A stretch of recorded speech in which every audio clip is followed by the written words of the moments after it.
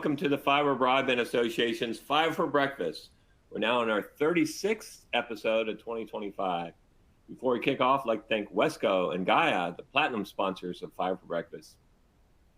You know, the states and territories are all working to get their BEAD final proposals to NTI by tomorrow, September 4th. I've seen about 35 final proposals out for public comment. And we know another 5 states, California, Texas, Idaho, Oregon, and Illinois, have been granted extensions. So for those keeping scores on technology, Wes Robertson at East Tex is reporting that so far about 64% of the BEAD locations will be served by fiber, 19% by LEO, 11% by fixed wireless, 3% by cable, and 1% by unlicensed fixed wireless.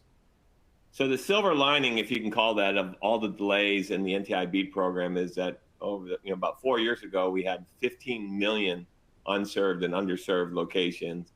And as of the benefit of the bargain round here recently, there are now only about 4 million BEAD eligible locations. So that 11 million locations that have been served over the past 4 years have largely been served by fiber from things like the Capital Projects Fund, ARPA, Reconnect, and state funding programs. So that's great. We got a lot of the job done here over the last 4 years. In Washington, Congress is back from recesses and continue to work on the appropriations process ahead of the September 30th funding deadlines. But today at 10 a.m., which is right now, the House Committee on Small Business will hold a full committee hearing titled Wired for Growth, How Expanding Broadband Can Revitalize Rural Small Business. And the purpose of this hearing is to examine how expanding reliable, affordable broadband can overcome barriers and unlock economic growth for rural small businesses. And notably, the Fiber Broadband Association's board member and last year's chair, Jimmy Todd, will be testifying on behalf of his company, rural Kansas operator, Nextex. So we're looking forward to seeing Jimmy's testimony. Also today at 10:15, the House Energy and Commerce Subcommittee on Health is going to be holding a hearing titled Examining Opportunities to Advance American Health Care Through the Use of Artificial Intelligence Technologies.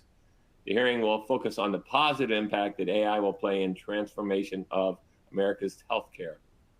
At the FCC, the Fiber Broadband Association is finalizing our comments in response to the FCC's annual Section 706 Notice of Inquiry to determine whether advanced telecommunications capabilities is being provided to all Americans in a reasonable and timely fashion. Comments are due to the FCC on Monday, September 8th. So we're getting ready for our next Fiber Broadband Association Regional Fiber Connect workshop. It's going to be in Spokane, Washington. And that's going to be on September 16th. So hopefully you guys can all join us there. After that, on October 16th, we'll be in Scottsdale. Then we'll be in Kansas City, Nick, on November 11th. And then we'll finish the year in Palm Springs on December 8th and 9th for our premier members meeting.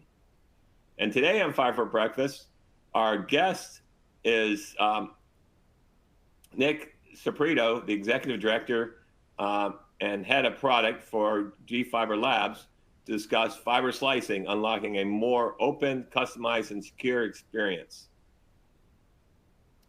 So before I introduce today's guest, I'd like to introduce David Norris from our team, who's going to walk us through some housekeeping items. Thank you very much, Gary, and thank you to everyone who's joined us today. Good morning. Before I go over a few logistics, we'd like to once again thank our platinum sponsors of Fiber for Breakfast, Gaia and Wesco. Now, as participants, you are in listen-only mode. To ask a question, please type it into the question box, which is located in the lower left-hand side of your screen. We will have a Q&A session with our panelists today, and we'd love to incorporate your questions.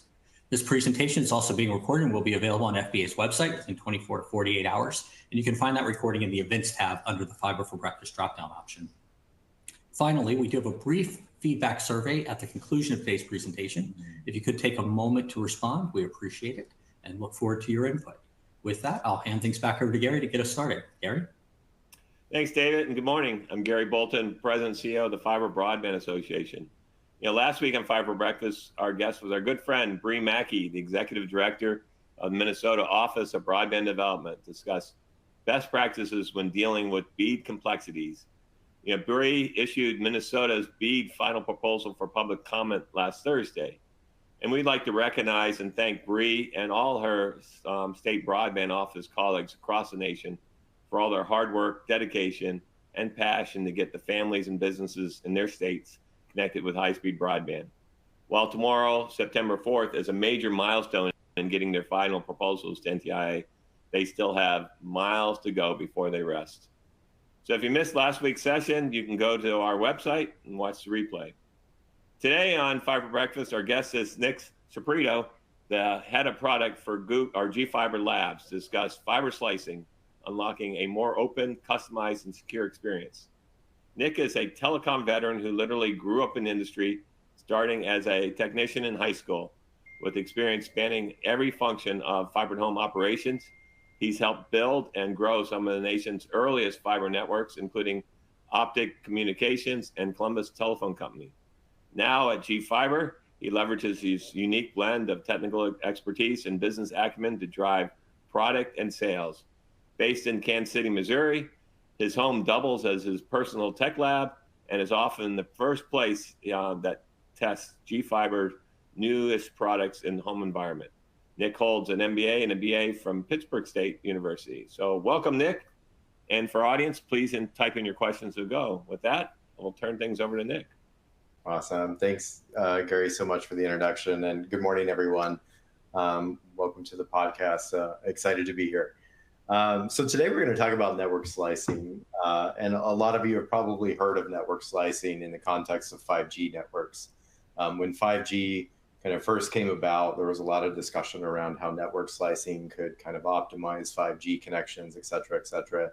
And candidly, it didn't necessarily go anywhere really with 5G. I think there's a lot of things about 5G that didn't work out the way that a lot of folks thought it would. So that conversation is kind of coming full circle on the PON side of the industry here. And recently, GFiber, as part of GFiber Labs, which is kind of our innovation umbrella, if you will, internally, did a proof of concept of network slicing. We partnered with Nokia, who is our primary OLT vendor, to demonstrate network slicing technology over PON.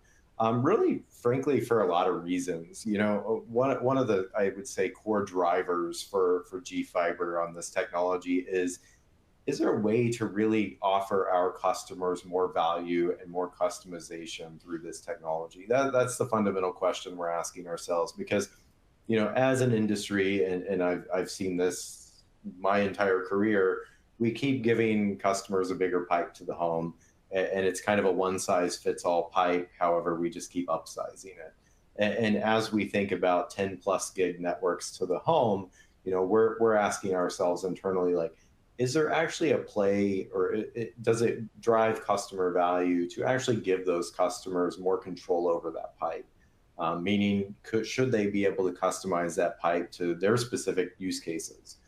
Because as we know, as operators, customers have varying, you know, a lot of variation in terms of their use cases. For example, we have customers that are hardcore gamers, and that's what they want to optimize all their entire network for. We have some that just simply work from home and want their video conferences to work right. So you know, we're trying to decide if this is a technology that can really help us in terms of the variety of use cases on our network, and really, again, tie well with the upsizing of these 10 plus gig pipes to the home. So that's kind of what we've been percolating on, if you will, internally at GFiber, particularly within the Labs umbrella. And really, you know, what is network slicing? Let's start there at the foundational level. You know, today's internet traffic kind of treats everything the same. It goes out the most efficient routing that you have on your network based off global routing tables, et cetera. And it kind of just, you know, what we've been doing is increasing the lanes on that highway, if you will, as we upsize from GPON to XGS PON, or 25 gig PON, or, you know, someday 50 gig PON, et cetera.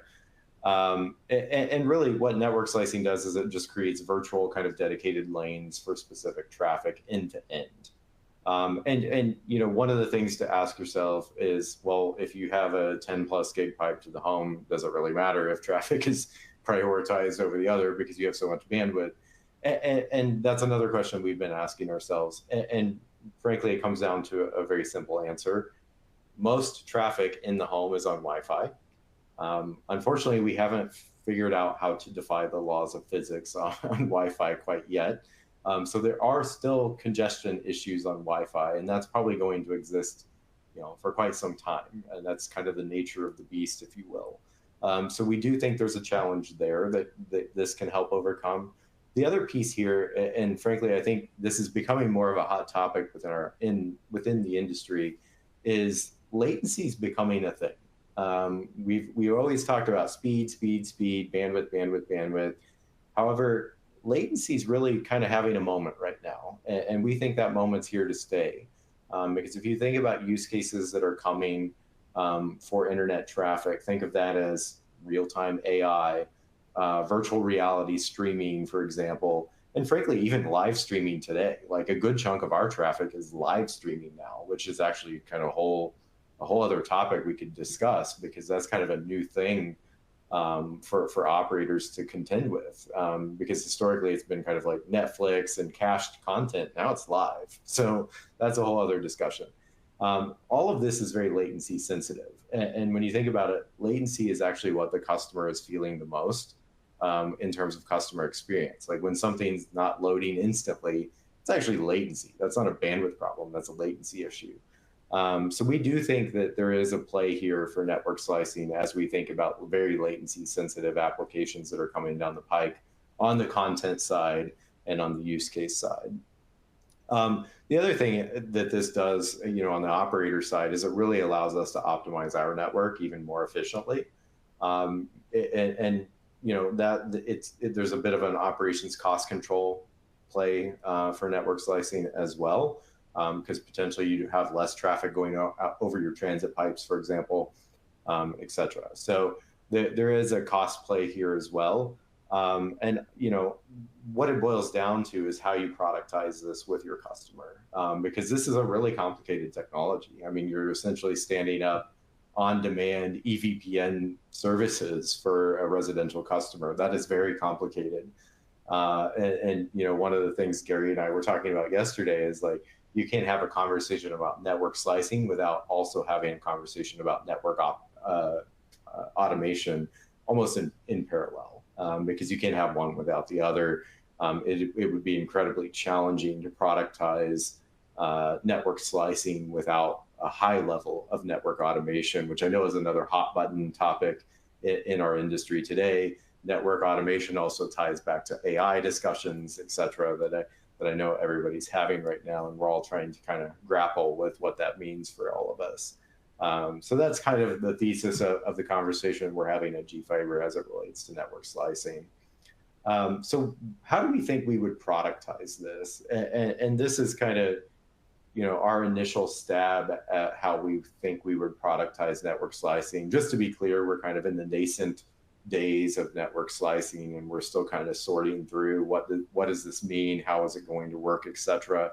But one of the things we've percolated on is the concept of giving our customers the ability to put their internet in certain modes. A lot of you probably have a vehicle where you can put it in comfort mode or sport plus mode or whatever.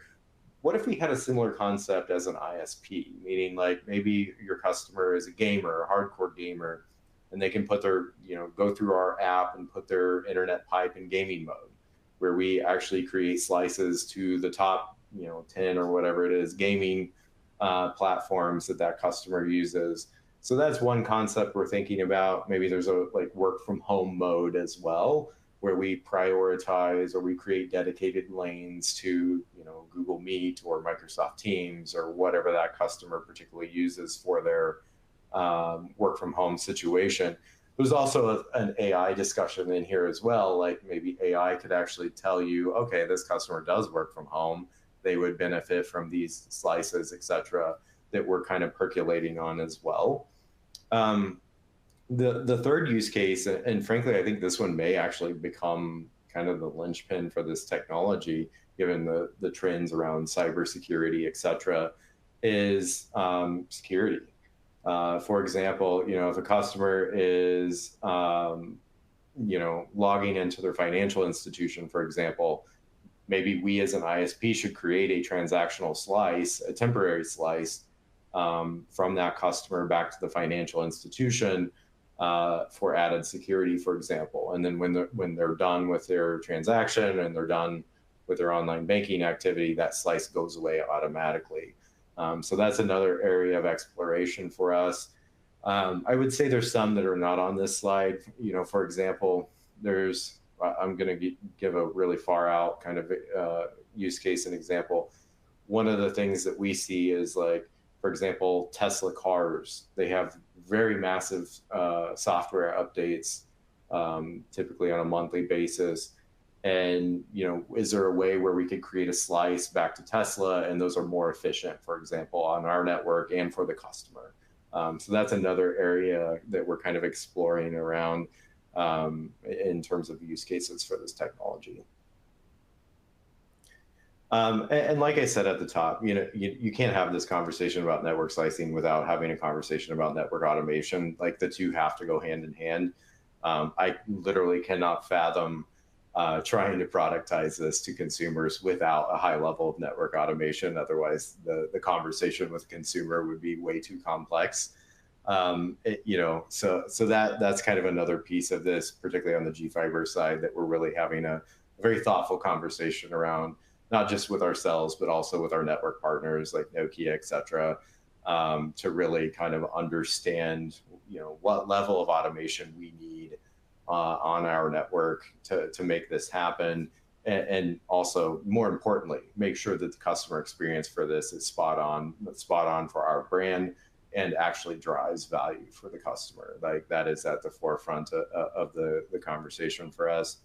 And the other piece here is industry collaboration, and hence I think the conversation we're having today, really continuing our partnerships with Nokia and other industry partners to make this technology come to fruition in a thoughtful way.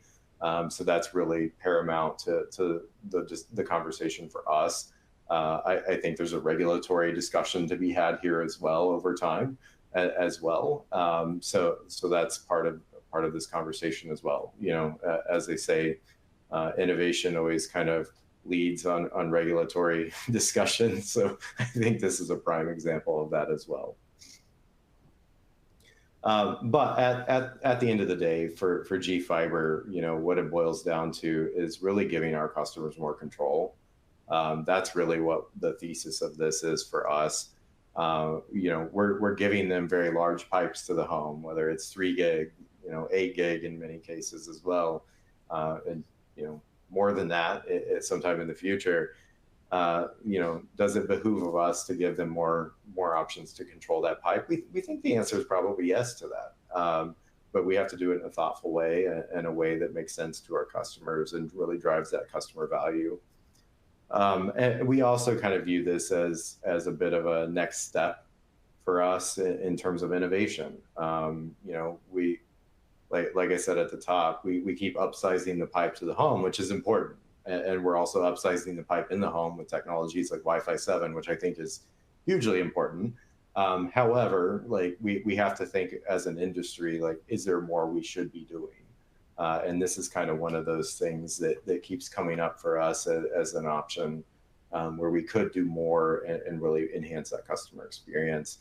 And the other piece here, and I think this is very important, is we would only implement this at GFiber in a way that our customers have control over it. This is not something that we would try to monetize in the background or something like that. We really view this as a customer customization play more than anything. So that's kind of like one of the guiding principles of this discussion that we're having internally around network slicing, is that this has got, the customer has to be in the driver's seat of this. It can't be us or anybody else kind of telling them how to optimize their connection. So again, going back to the importance of productizing this and really making it as simple and thoughtful as possible for the customer base. So with that, Gary, I'll hand it back to you. Nick, no, this is super interesting and pretty important given where we are. So can you explain a little bit more about network slicing? So I can control my in-home environment. Fortunately, I know people at Lytera, and they gave me a little system that allows me to go from my fiber gateway to my desktop. So now I can have fiber to my desktop, so I don't have to worry about Wi-Fi 6E and anything like that. Yet latency doesn't necessarily have to be just in the home environment. It could be in the whole network. Can you explain, like when you create a virtual network with a network slicing, how that goes? Is that totally end to end, and how do that address like latency in the network? Yeah, no, it's a great question, Gary. And I'll go back to our proof of concept we did, which was done in our lab out in Sunnyvale with Nokia. That particular slice. So basically, let me set the stage.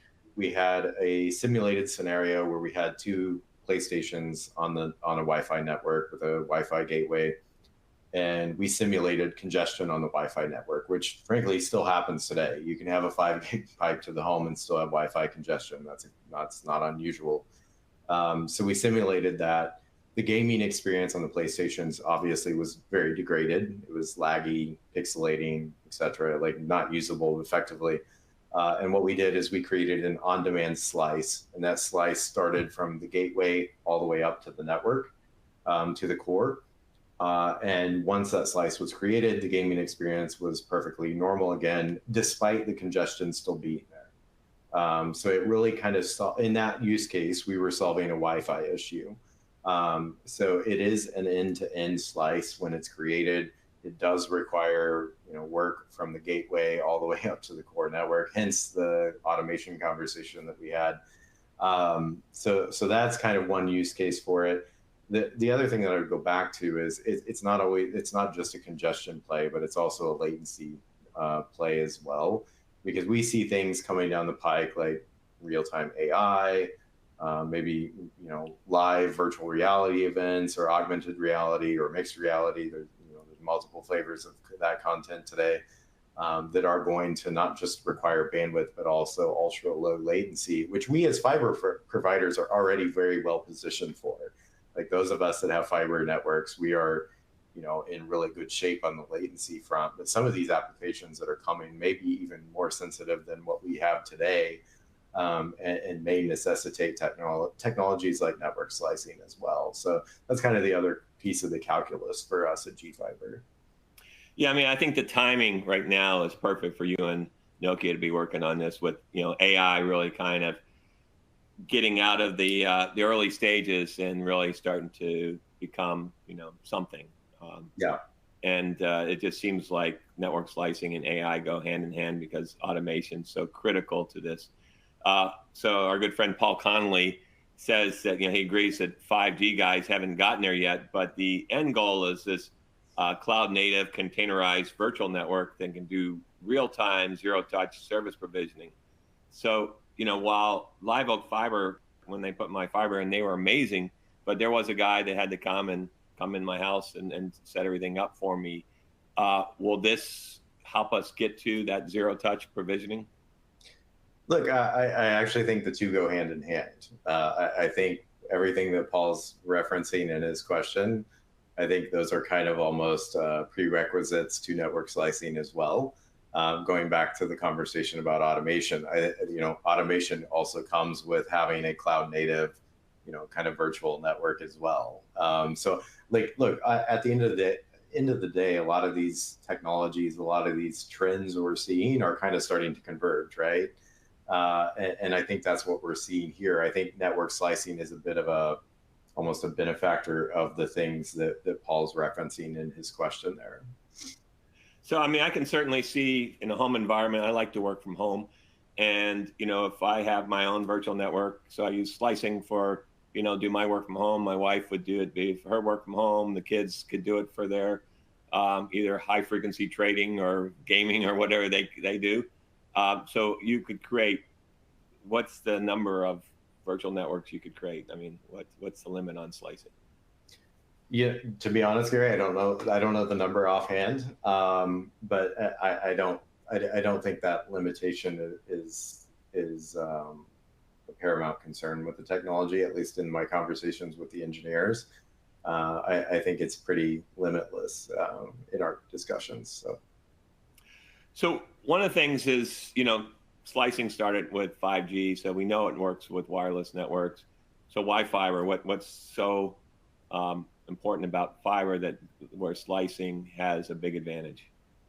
Yeah, that's a great question, and it's important to note network slicing can work on any topology, as we know. Like I said, 5G they played with it in 5G. It can work over LEO. It can work over fixed wireless. It's not a fiber exclusive technology by any stretch. Where we think it has value with fiber to the home is specifically just going down to the simple fact we're giving consumers, frankly, data center level connectivity to their home. And so we're asking ourselves, should we give them more ISP-like controls over the routing of their traffic? And kind of, and this concept of having a personal ISP, it's not new. Like I've been in the industry long enough to know that conversation's come up over the course of time. And it's kind of coming back around where if you're going to give a consumer 10 gig to the home, should they have more control over it? Like that's kind of the fundamental question we're asking ourselves.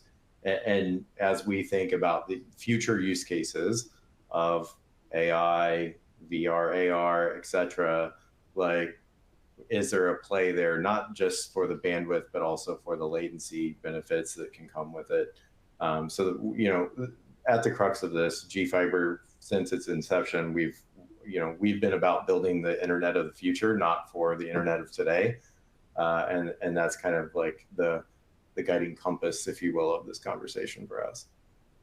Yeah, when I think about why fiber, why this is so important for fiber is, when you get to about a gigabit, all of a sudden latency becomes the long pole in the tent, right? So if you get enough bandwidth capacity, then it becomes all about latency, and being able to manage latency is ultra critical. And even think when as you mentioned yesterday and today, being able to usher in new innovation, as we start to get into quantum networking. The quantum networking is not so much bandwidth intensive, is latency sensitive. That's right. And same thing with AI. So all these things that start to get very latency sensitive, and that's why, we have questions that came in from audience like LEO versus fiber with this. And it's just anything that has high latency, like satellite or any technology other than fiber. It seems like this is where you really get the huge benefits from network slicing. Yes, absolutely. And, I can't underscore enough. I think over the next 3 to 5 years, I think the conversation is going to be heavily focused on latency. Just looking at the potential use cases that are coming, they're all going to be quite latency sensitive. We're trying to build a network for a world where, a customer can attend a live virtual reality concert in their home. Like that's kind of what we're building towards. And when you think about that, yeah, you need the bandwidth, you need the pipe, but it's also got to be, grossly efficient on the latency side. And part of this conversation and going back to kind of the industry collaboration piece of this, we as operators, we also have to work closely with the content providers because at the end of the day, they own the other end of the pipe. The content servers are on their side. And if we really want to drive innovation that fuels and uses these massive fiber to the home pipes that we're all building as operators, you got to work with them and really innovate with them and view them as innovation partners to drive richer, deeper content experiences on the internet for our customers.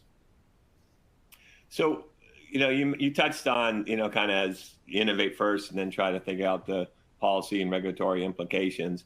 So some regulatory questions come in. If you're able to, you and Nokia are able to come up with this amazing network slicing and automation, would that give GFiber unfair competitive advantage? And how do you see that, or do you see this would be something that all fiber providers would be able to implement across their networks? Yeah, look, my background is from rural telco, so I'm very familiar with the small operator space. Like, I think our position at GFiber is, anything we're working on, we would, I think it's a technology, an advancement that the whole industry could benefit from. It's not something that we're trying to do on a proprietary basis, hence why we're working with partners. We're not doing this in our in a microscope by ourselves. We're partnering with the likes of Nokia, who other operators use, of course, and doing this in kind of an open capacity, and why we're talking about it today.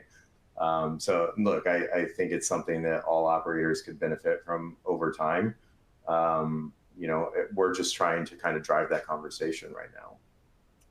Well, just even on the secure communications aspect of this, I can see that use case being huge. Yes. So Nick, thank you so much. Really appreciate all your, your technical insights and all the hard work that you and Nokia are doing to really kind of help fiber usher in the whole next generation of innovation. And I want to thank everybody for joining us today. Look forward to getting back together next Wednesday. We're going to have Jim Stigman, the president and CEO of CostQuest, to discuss from data to deployment, powering smarter broadband decisions. So you're not going to miss that. So thanks, everyone. And keep us posted, Nick, on advancements here.